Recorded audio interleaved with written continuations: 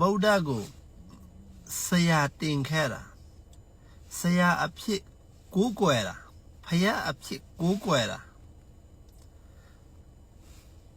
လူရင်းတို့နဲ့ပြောပြမယ်နော်ကျွန်တော်အကြောင်းကျွန်တော်ပြောပြမယ်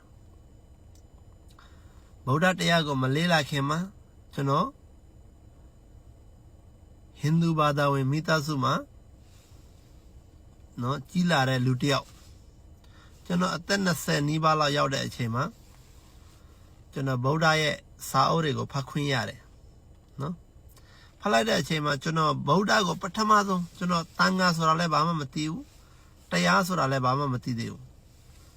ဗုဒ္ဓကိုသိဖို့တောင်ကျွန်တော်မနှဲအရှိန်နဲ့နော်စာဖတ်လိုက်ရတယ်ကျွန်တော်စာဖတ်လိုက်တဲ့အချိန်မှာပထမဆုံးဗုဒ္ဓကဟောထားတဲ့ဓမ္မစကြာတရားပထမဆုံးဗုဒ္ဓဟောတဲ့တရားဥပေါ့ဗျာနော်တရားဥပထမဆုံးတရားကိုပဲကျွန်တော်ဖတ်လိုက်ရတယ်ဖတ်လိုက်ရတဲ့အချိန်မှာကျွန်တော်ကြိုက်သွားတာဘာကြိုက်လဲဆိုတော့ငါကကျွန်တော်ယုံကြည်နေတာတော့မြန်မာမင်းတွေကိုသာဖန်ဆင်းရှင်လို့ကျွန်တော်ယုံကြည်ထားတာကိုယ်ကွယ်ထားတာအဲ့လိုပဲနားလည်ထားတာကျွန်တော်ငယ်ငယ်ကလေးကဘာသာရေးစိတ်ဝင်စားတဲ့လူတယောက်တော့ဟုတ်တယ်ဟိန္ဒူဘာသာမှာလည်းကျွန်တော်အသက်ငယ်ငယ်ကလေးကပုံနာတွေကိုမေးလေးရှိတယ်နော်ပုံနာတွေဟောတာရွတ်တဲ့နေရာတွေမှာကျွန်တော်သွားနားထောင်လေးရှိတယ်ငယ်ငယ်ကလေးအဲ့လိုမျိုးမေးတယ်ပေါ့ဗျာကိုမကြိုက်တာတွေရှိရင် question တမ်းမေးတဲ့အချင်းရှိတယ်ကျွန်တော်မှာအဲ့ဒါနဲ့ကျွန်တော်အသက်20နီးပါးမှာဆိုတော့ကျွန်တော်ကဗုဒ္ဓစာပေတွေကိုဖတ်ခွင့်ရလိုက်တယ်ဖတ်လိုက်တဲ့အချိန်မှာပထမဆုံးကျွန်တော်ဓမ္မစကြာမှာရှင်းရှင်းလင်းလင်းဖြစ်သွားတာတစ်ချက်ကပါလဲဆိုရင်မြန်မာမင်းကိုယ်တိုင်ကမြတ်စွာဘုရားကိုတရားဟောဖို့တောင်းပန်တယ်ဒုကကက်တင်ရှင်ဖန်ဆင်းရှင်လို့ယူဆထားတဲ့မြန်မာမင်းကိုယ်တိုင်ကလက်အုပ်ချီပြီးမှမြန်မာပြည်ာနဲ့လာပြီးမှအရှင်ဘုရားတရားဟောတော်မူပါနော်ကျွတ်မဲ့တတ္တဝါတွေအတွက်ငင့်ငယ်သောအာဖြစ်မေတ္တာတရားရှိထားရတရားဟောတော်မူပါတဲ့နော်အရှင်ဘုရားတို့သလို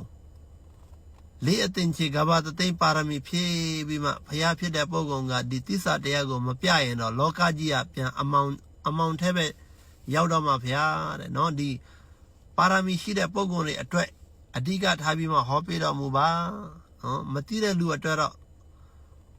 ဘုရားပြရင်လည်းဘာမှထူးမှလည်းမဟုတ်လေဒါပေမဲ့သိတဲ့လူအတွက်တော့တန်ဖိုးရှိတာပေါ့အဲ့ဒါမှကျွန်တော်တစ်ချက်သိသွားတယ်ဒုံးနဲ့ကျွန်တော်ကိုယ်ကွယ်ထားတာမြန်မာမင်းကိုဖန်ဆင်းရှင်လို့ထင်ထားတာတကယ်တမ်းကျတော့မြန်မာမင်းကိုယ်တိုင်ကမြတ်စွာဘုရားကိုတရားဟောဖို့တောင်းခဲ့တယ်အဲ့ဒါဓမ္မစကြာမှာပါပြီးသားသရွတ်လိုက်အဲ့ဒါမှတော့လေးလာလိုက်ရတယ်နော်ဒုတိယမှာအဲ့ဒါမှကျွန်တော်သိသွားပြီဒါဘုရားဟုတ်ပြီဒါမြန်မာမင်းကိုယ်တိုင်ဘုရားဆိုပြီးမှတရားဟောခိုင်းတယ်ဘုရားဖြစ်ပြီးတော့နောက်ထပ်လေးလာသွားတဲ့အချိန်မှာကျတော့ပြန်တစ်ချက်ရှင်းလင်းဖြစ်သွားတာကဘာလဲဆိုတော့သူကိုယ်တိုင်ကအသေးစိတ်လေးလာတဲ့အချိန်မှာကျတော့တို့မြတ်စွာဘုရားကမနောကနဲ့ရောကာယကနဲ့ရောဝစီကနဲ့ရောကံ၃ပါးနဲ့အားလုံးစုပေါင်းပြီးမှဘုရားဖြစ်ဖို့ကြိုးစားခဲ့တာကိုကြည့်မယ်ဆိုရင်20အသင်္ချေကဘာတသိန်းအချိန်ပေးလိုက်ရတယ်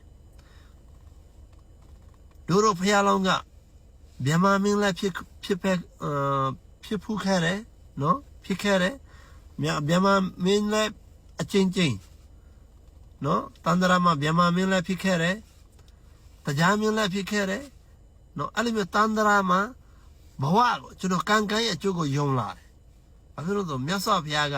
သူတစ်ပါးနည်းနည်းအပြောကောင်းလို့သူတစ်ပါးကဘုရားဆိုပြီးမှတင်စားလိုက်တဲ့ဘုရားမဟုတ်ဘူးသူကိုယ်တိုင်ကသူ့ရဲ့ဇတ်တော်တွေကိုထုတ်ဟောတော်မူခဲ့တယ်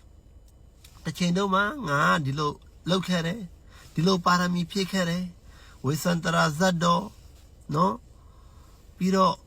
ဇတ်တော်ပေါင်းများစွာပေါ့ဗျာမျက်စိတွေလူဓာတွေရောအသက်ပေးပြီးမှနော်လူဓာတွေရောယသိဖြစ်တာရောအကျဉ်းယသိဖြစ်တာယဟန်ဘဝ6ချိန်တောင်နော်ဗုဒ္ဓရှေ့ပွင့်တော်မူတဲ့ဗုဒ္ဓတွေအစုပေါင်း9နော်ဘယ်လောက်လဲ9သိန်းကျော်နော်ဘယ်လောက်လဲတော့သိန်းကနန်းပဲဗျာကျွန်တော်နည်းနည်းမေ့တော့ပြီကျွန်တော်မားမှဆိုလို့လဲကျွန်တော်နည်းနည်းအတိအကျမပြောတော့ပါဘူးသိန်းနဲ့ချီပြီးဗုဒ္ဓအစုစုကိုမြတ်စွာဘုရားက ဖူးခဲ့ပါတယ်အဲ့ဒီဘုရားတွေစီမှာစူပန်းခဲ့ပါတယ်ကိုယ်တိုင်လည်း အားထုတ်ခဲ့တယ်အဲ့ဒါကတက်တည်ပဲ20အတင်ချေကဘာတသိန်းလက်တွေ့ကျင်းပြီးမှအဲ့ဒီပါရမီအရှိန်ကြောင့်ဆရာမရှိတရားမှုမြန်ဖြစ်နော်တိစ္ဆတရားကိုထိုးထွင်းပြီးမှတီးခဲ့တယ်ဒါကိုကျွန်တော်လက်ခံနိုင်တယ်အဲ့ဒါကြောင့်ဆရာအဖြစ်မြတ်စွာဘုရားကိုကိုယ်လိုက်တယ်ပြီးတော့ကျွန်တော်ယုံကြည်နေတဲ့ဖန်ဆင်းရှင်ဆိုတဲ့ဝါဒကကျွန်တော်တခါတည်းနဲ့ကိုအဲ့ဒီဓမ္မစကြာဖတ်လိုက်တာနဲ့ကိုကျွန်တော်ကြည်သွားပြီကံရဲ့အကျိုးကိုကြတော့တခြားတွေပြောလို့ယုံတာမဟုတ်ဘူးဗုဒ္ဓကိုယ်တိုင်ကသူ့ရဲ့ဇတ်တော်တွေကိုဟောခဲ့တယ်ကျွန်တော်ဇတ်တော်ပေါင်း950ဇတ်တော်တွေကိုဖတ်လိုက်ရတယ်ဖတ်လိုက်တဲ့အချိန်မှာသူကိုယ်တိုင်ကဘယ်ဘဝမှာပဲလို့အဲ့ဒါက950ဇတ်ပဲမဟုတ်ဘူးနော်ဇတ်တွေကတော့သူ့ရဲ့ဘဝကတော့မြောက်များစွာပေါ့20အသိချေကဘာတသိမ်းမှာသူဖြစ်လိုက်ရတဲ့ဘဝတော့မကြီးမတွဲပေါ့ဗျာဒါပေမဲ့သူလက်တွေ့ကျင်းပြီးမှဖျားဖြစ်တာသူကိုယ်တိုင်လည်းဖျားဖြစ်ပြီးမှနောက်မှအားလုံးကိုပြောပြတယ်လူတွေသာမသိလို့ဖန်ဆင်းရှင်ရှိတယ်ဆိုပြီးမှနော်အကုနေကြတာတကယ်တမ်းကျတော့လက်တွေ့လောက်ယူရတယ်ငါဖျားလည်းကိုယ်တိုင်ပါရမီဖြည့်ပြီးမှပါရမီကျင့်ပြီးမှနော်ပါရမီ10ပါးအပြတ်30စွန့်ကျင်ကြီး5ပါးအဲ့လိုမျိုးကိုကျင့်ပြီးမှဖျားဖြစ်တာဆိုမှဟောတယ်နော်ဖျားကလည်းပါရမီ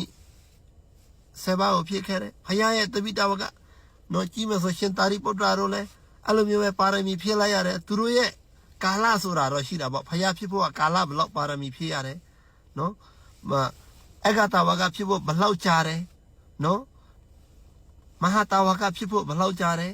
တာမန်ယဟန္တာဖြစ်ဖို့အတွက်လည်းအနည်းဆုံးဘယ်လောက်ပါရမီဖြည့်ရတယ်ဆိုတာတွေကိုလည်းကျွန်တော်ဖတ်လိုက်ရတယ်သိလိုက်ရတယ်အဲ့ဒါမှကျွန်တော်တန်ခါဆိုတာကိုလည်းကျွန်တော်လက်ခံလိုက်တယ်ဖျားဟောလိုက်တဲ့တရားမှကြတော့လေဘယ်ပုဂ္ဂိုလ်ကိုမှဘယ်သူတစ်ပါးအကြောင်းမရှိဘူးအကုန်လုံးခန္ဓာအကြောင်းကိုပဲဟောထားတော့တရားအရင်ရှင်းတယ်တဘာဝပဲလောဘစိတ်ဒေါသစိတ်မောဟစိတ်ကုသိုလ်စိတ်အကုသိုလ်စိတ်ဘလို့စိတ်ဓာတ်မျိုးရှိရင်အကုသိုလ်ဘလို့စိတ်ဓာတ်မျိုးရှိရင်ကုသိုလ်ဒီကုသိုလ်ဟာဘလို့အကျိုးပေးတယ်ဒီလိုစိတ်ဓာတ်တွေကိုငါတန်ត្រာမှာကျင့်ခတ်လို့ငါဖျားဖြစ်နိုင်တယ်တန်ត្រာမှာငါဒီလိုမကောင်းတဲ့စိတ်ဓာတ်တွေထားခဲ့လို့ငါကိုယ်တိုင်ဒီလိုဝိကျွေးတွေခံလိုက်ရတယ်ဆိုရင်မြတ်စွာဘုရားကကိုယ့်ရဲ့မကောင်းကြောင်းတွေကိုလည်းဟောပြတယ်ကောင်းတဲ့အကြောင်းတွေလည်းဟောပြတယ်ငါဒီလိုဒုက္ခတွေရခဲ့ဖူးတယ်ဒီလိုမကောင်းတာလှုပ်လို့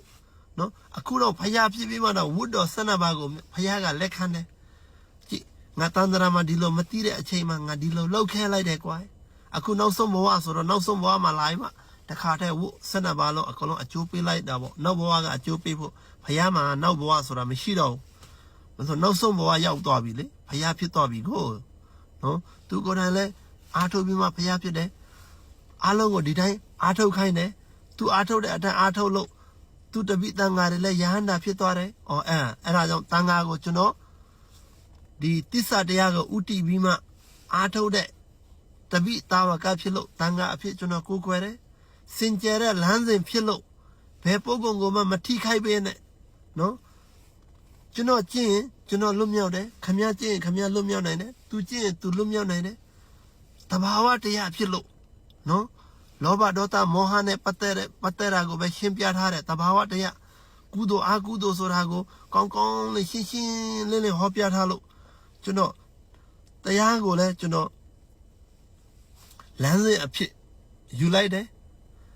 တပိတန်ဃာကိုလည်းကျွန်တော်ဒီလမ်းစဉ်ကိုဥတည်ပြီးမှကိုးကွယ်နေကြတဲ့ဗုဒ္ဓရဲ့တပိတွေဖြစ်လို့ဒီလမ်းစဉ်ကိုကျင့်ခိုင်းတဲ့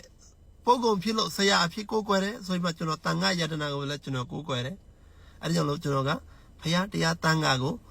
အဓိကထားပြီးမှကိုးကွယ်တယ်